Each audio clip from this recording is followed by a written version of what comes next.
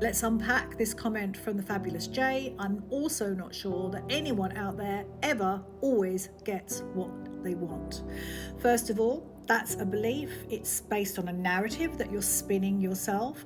And if it's working for you and life is rolling out just as you want it, carry on. And yet, if it's not, life is not working out for you and you want more. And indeed, I will always call back to myself. I am a woman who is always wanting more.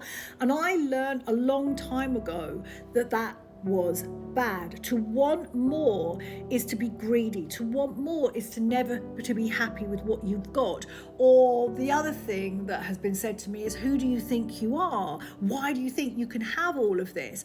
And for a long time, I let those conditioned narratives from other people, may I add, influence how I walked through the world. So what we've got to understand first and foremostly is that we come into the world divine.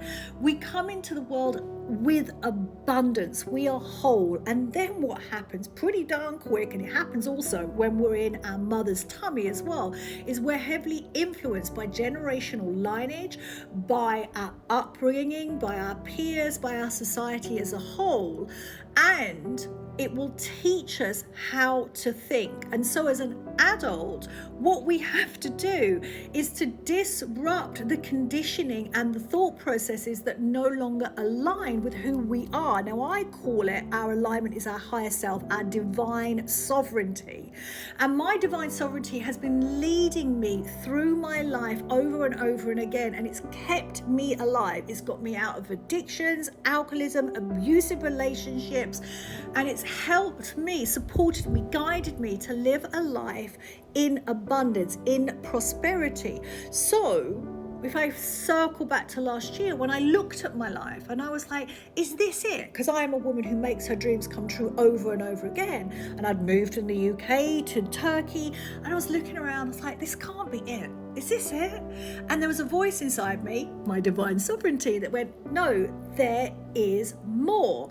And it told me what to do. It said, and this is our job as human beings, we've got to clear out the debris and deepen the connection to our higher self, because we know what we want. We know who we are inside. We're just going to clear away all the conditioning, everything. Anyone or anything has told us that we're not whole, that we're not enough, that there's something wrong with us.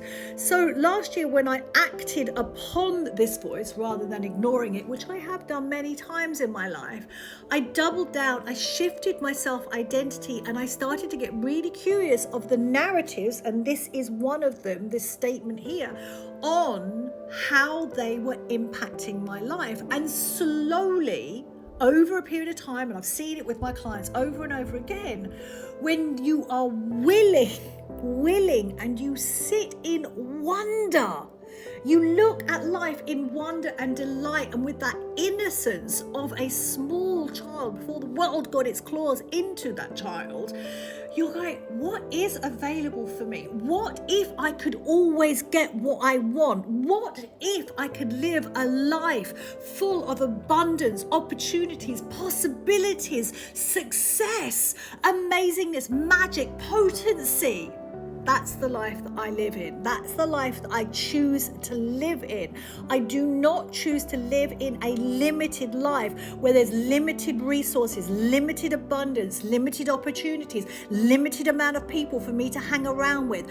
I choose to live in a life where there is an abundance and a prosperity everywhere. My job is to keep clearing out the conditioning and the debris that I've taken on board, that brain that has literally, here's the word, that has brainwashed me to believe in lack, to live in lack. And you always have a choice. As adults, we always have a choice on how we live our lives.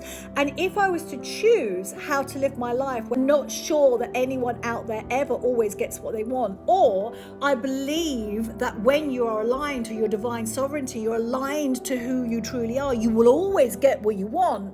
Guess which one I'm going to pick? I'm going to pick the latter over and over and over again.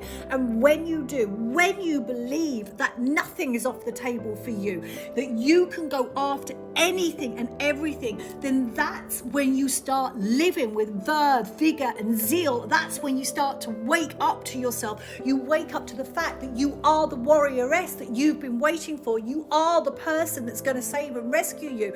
And you wake up to the fact that you get one life to live. And I'm not going to live my life in lack. I do not live my life in lack. I live my life in abundance. I'm going out there. I'm asking for what I want. I'm becoming more bolder, more confident through the actions I take, because I believe I'm a woman who always gets what she wants.